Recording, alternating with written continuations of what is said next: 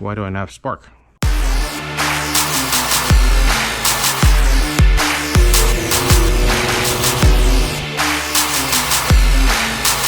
What's up, guys? Welcome back to the channel. Like I promised, I'm going to make a standalone vape ignition installation video. So here we go. Okay, so here you have the vape ignition system for a Lambretta. There's two different versions. There's a road kit and also the sport kit. I'll explain the differences later on. The kit itself actually comes pretty complete. You have your fan, your flywheel, stator plate, stator, and of course I mounted the voltage regulator and the CDI in the previous video. And of course it has some wiring to make it work with the original junction block if you wanted to use that. In addition to that, you're going to need a couple extra parts. So this thing here is the wiring kit for the magneto. So Scootopia actually makes two different sizes. There's a big hole one and a small hole one for the original ignition. I have a bigger one here because there's more wires coming out of the magneto housing now. Good idea to order that. You're going to need a flywheel nut and the locking washer. This one's made by BGM. Woodruff key. And you're going to need a spark plug boot, the resistor one, because on these electronic ignitions, you're supposed to use a resistor cap with a non-resistor plug. Okay, so these are the two that I always use, and I've never had any issues. So yeah, let's go ahead and get this stuff put together, and then we'll go ahead and mount it on the bike. All right, so I went ahead and mounted the stator onto the stator plate first, with these little socket cap screws here, 3 of them. I did use Loctite on them. Now the wiring itself, I believe it comes here where the notch is on the stator plate, and I went ahead and put a zip tie there because it looked like there was holes drilled for a zip tie. So this is pretty important. You want to keep the wiring away from the flywheel when it spins. Okay. In addition to the zip tie here, your original stator had a bracket that looks like this. Okay, and it mounts like this, and this also helps with keeping the wiring away from the flywheel. Okay, so I'm gonna go ahead and mount this guy onto the bike. I have new wave washers and new M6 bolts. All right, so this is how it should look when it's mounted into the magneto housing. Again, I have this bracket here that holds the wiring away from the flywheel. Okay, that's pretty important. So like I said, these are M6 bolts with the new wavy washers. I just kind of snugged it on there because I may have to move this when I'm adjusting the ignition timing. But on the top here, where the wires come out, I'm going to show you that little bracket that I got from Scootopia and how that works. Okay, so this is that little bracket kit I got for the wiring of the magneto housing. So it comes with 2 little metal brackets, gasket, and then this little rubber grommet that goes between these guys here. Obviously these guys are offset, not directly in the center, so make sure one's not flipped around. Make sure both are in the same direction. Okay, so let's go ahead and install this guy and get that wiring through. Okay, I have the wiring harnesses through that little cable mounting bracket thing there. I was able to get both of these harnesses through that little rubber grommet. You just have to stretch it a little bit and use some lube, but it was able to go through. So this part is done. As far as the wiring, pretty simple. You have these two that are power for the bike, and these guys are going to the CDI. All right, so let's work on the CDI first. Okay, as for the red and the white on this harness, it does come with this little plug here. It'll plug right into this little harness coming off the CDI. All right, pretty nice and easy. So it's going to match those colors up. It's going to be the red one on the top. Yep, red one on the top. Push until it clicks. And the white one on the bottom. Same thing, push till it clicks. There you go, that's done. Plug this guy right into the CDI. Double check your wires are matching. Red to red, white to white, good to go. This green wire is the kill wire, okay? This goes all the way up to the junction block of the headlight up there. All right, so when you flip the key, this goes to ground and it shuts the bike off, okay? So I'm gonna go ahead and terminate this. It did come with a plug and the connector for it, so I'll go ahead and strip this back and get the connector on there real quick. Okay, so I have that green wire terminated onto this plug, and it's plugged into the blue white on the CDI. Like I said, it's the kill wire. Last thing is going to be the ground. I'm going to ground it where the body of the CDI is, along with the other ground strap wire I left from the other video. All right, you can see everything's connected. Ground wire is actually on the body of the CDI, kill wire, and of course the coil wire right here. So these are good to go. Let's move on to the other side. Power to the bike. All right, again, I'm not using the junction block on this bike, but if you were to, that's why these bullet connectors are on there. So this guy will plug into the junction block. Junction block has 4 sections, and I think 3 wires connected to each section. So you would plug these 2 in. You have your black to black, that's going to be ground, so you're going to have to ground this guy here like that, or wherever. And then you have your output to the voltage regulator right here. So again, all these guys will plug into the junction block, and these will come back out and plug into these little connectors on the voltage regulator, okay? And then of course, this guy here would plug into the kill wire, and again, this will go into the junction block if you're going to use it, okay? So it's pretty complete when it comes to the wiring, but like I said, I don't need all this extra crap back here. All right, so I'm going to cut these off, install one connector there, and then a ring connector there, and that's it. I'm done. Okay, as you can see, I have all my wires all tidied up. Still, it's okay. I mean, it's the best I can probably do as far as all these wires here. So like I said, the power coming off the stator plugs right there, grounded right there. And then, yeah, everything's good to go. Like I said, I don't use the junction block because it's just extra wires, extra connection points, all kinds of extra stuff that can go bad, especially with how much these bikes rattle when you ride them. So I try to minimize those problems by just getting rid of things that I don't absolutely need. The flywheel, and that way we can see if this thing works or not. So first thing you do, put the Woodruff key into the crankshaft like this. Make sure you get the right size, of course. I can't remember the size of this thing, but whatever size the standard crankshaft you use on the Lambretta. So push that in like that. See the notch in the flywheel will line up with that Woodruff key. Slip this guy on. All right, next I'm going to snug this on without the wavy washer because I know I'm going to have to pull this back off when I'm checking the timing. Right now, I'm just going to check for spark. So this is reverse thread. So counterclockwise to tighten. Okay. All right, let's go on the other side and see if we have spark. All right, to check spark, obviously you need a spark plug. Now, this NGK cap is made for the spark plugs that have the threaded tip instead of the nub like this. So on this B9ES, this nub is actually removable, okay? So to expose the threads there. So yeah, like I said, I'll plug in to boot like that. Make sure this body of the spark plug is grounded on the case or the chassis or whatever before you check spark. Otherwise it won't work. Okay, so I'm gonna try to, I don't know, let's see. I'll find a good place to ground this thing or just lay it on something. Lay it there or something, I don't know. No, nope, nope.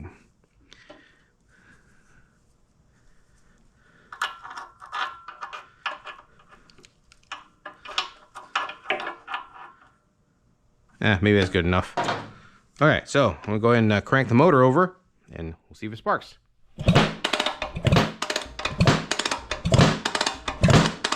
Doesn't look like it does.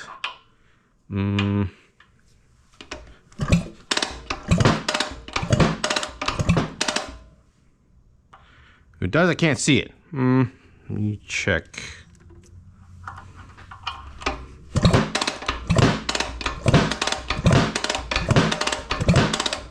Why do I not have spark? Weird. Okay, let me see what's going on here. Okay, after a few seconds of messing with it, I have this thing clamped onto the frame. I have it grounded onto the ground strap over there, and I still didn't have spark. So I just realized I do have everything hooked up to the ignition switch up there. And of course the ignition switch is off, so obviously I have no spark. So now that I turned the ignition on, Alexa, turn off garage.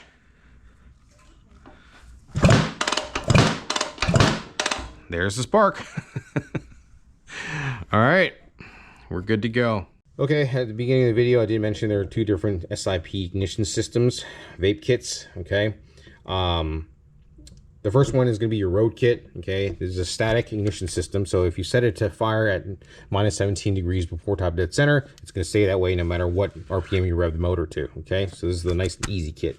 But since I have the sport kit, this is a variable kit, the ignition timing does advance the higher you rev the bike, okay? So I'm going to assume this bike revs to 8,000 RPM, okay, right here. And I'm going to assume it idles at around 1,000 RPM, okay? So let's just say if I was to set the timing to minus 17 degrees before top dead center right here, by the time you rev it to 8,000 RPM, it's going to advance 1, 2, 3, 4, 5, 6, 7. 7 degrees. Okay, so it's gonna end up at minus 10 degrees before top dead center is where it's gonna fire, which is way too advanced for this kit. Okay, that's when you start melting pistons and just blowing stuff up.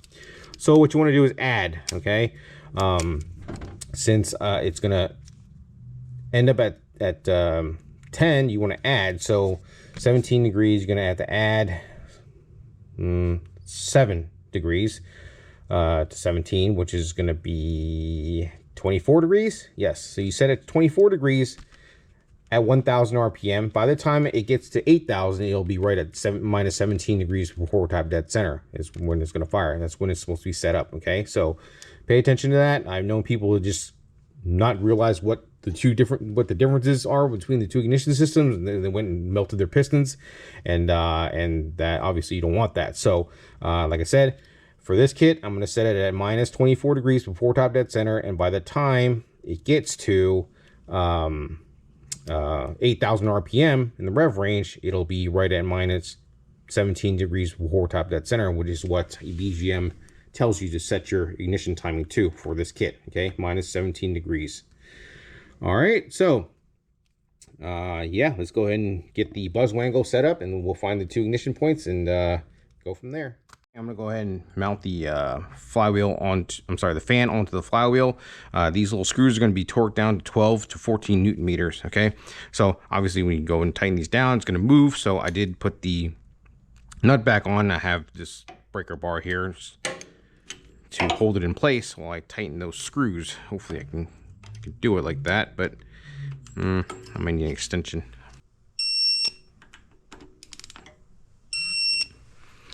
All right, that was a little tricky. I just had to wedge a screwdriver here to hold the flywheel steady so I can actually torque these bolts down. All right, to set the timing, I'm gonna once again use my buzz wangle tool right here. First thing you need to do is install a piston stop into the cylinder head, which is up here. Screw that guy into the spark plug hole right there.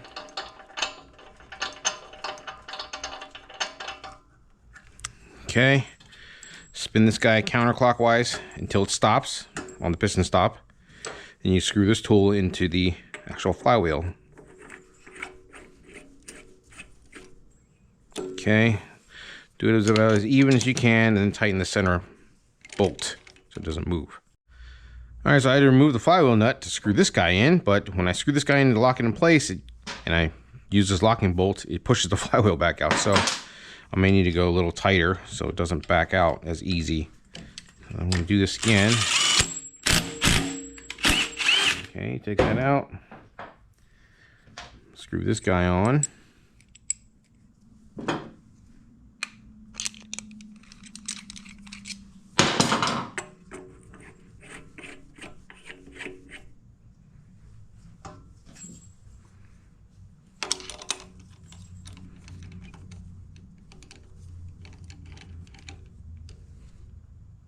Okay. All right, that's actually nice and steady.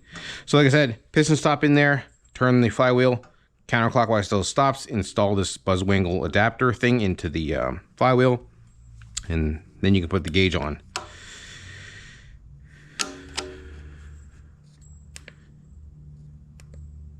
You zero it first, okay, and then you're gonna go clockwise.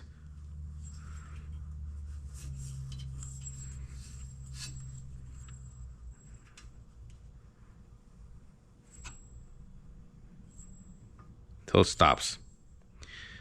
You got 58. All right, so 58 divided by 2, I believe is, what is that, 29?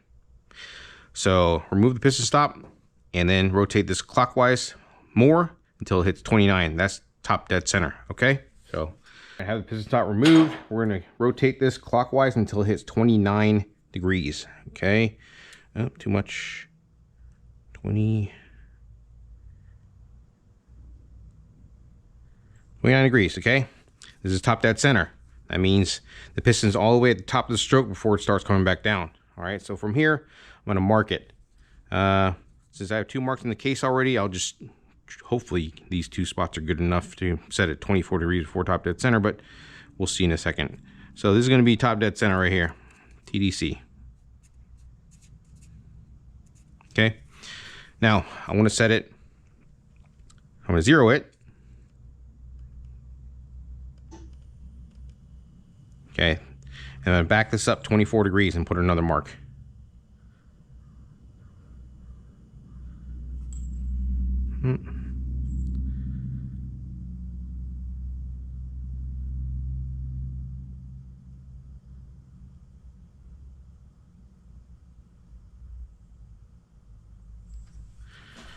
Well, there's already a mark there, so I'm gonna kind of reuse it. That's 24 degrees for top dead center. This is top dead center. Okay. So when I flash it and these two marks match up, that means the ignition is set correctly. All right. So top dead center, 24 degrees before top dead center. Okay, as you can see. All right. So let's go and get everything set up and flash the motor. All right. So I went ahead and just loosened the stator and I rotated it counterclockwise a tad. We'll see where the ignition is at now. Let me reinstall this guy. There we go.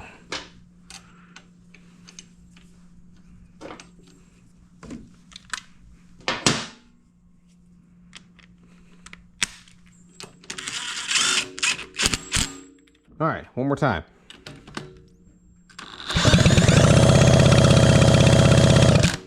Perfect. Okay. All right, so I did have to order this flywheel holding tool separately for the vape kit, but it doesn't look like it fits. Yeah, it does not look like it fits. So looks like I need to take some material off right here because it's not, yeah, it's not sitting correctly. If I don't use a silent block to hold it in place, then it'll go right onto the flywheel. So yeah, I'm just gonna modify this a tad by taking some material off of there, and hopefully that fixes it. Okay, so I did grind a bunch of material off here, so now it actually fits. Okay, so we're gonna torque the nut down with the wavy washer now. 60 Newton meters.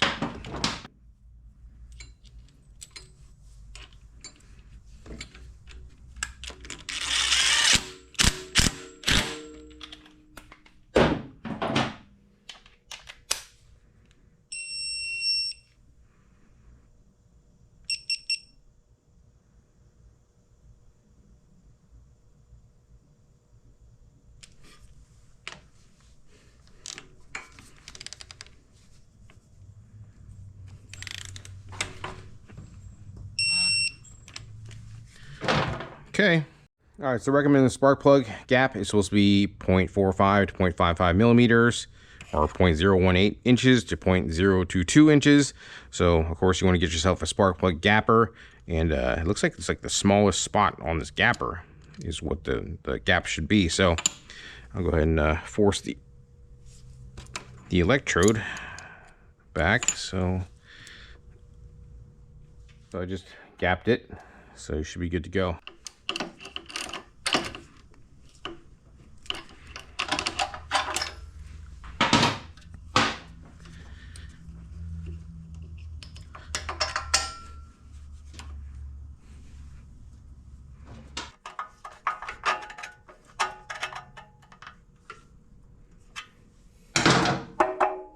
Alright guys, that's pretty much how you install, set up, and wire up a variable vape ignition system on a Lambretta. Okay, I'm waiting for a few parts on the carb. As soon as I get those, then we can get the bike started. So stay tuned for that. But that's going to be it for this video. If you guys have enjoyed these videos, please don't forget to like and subscribe. Catch y'all next time.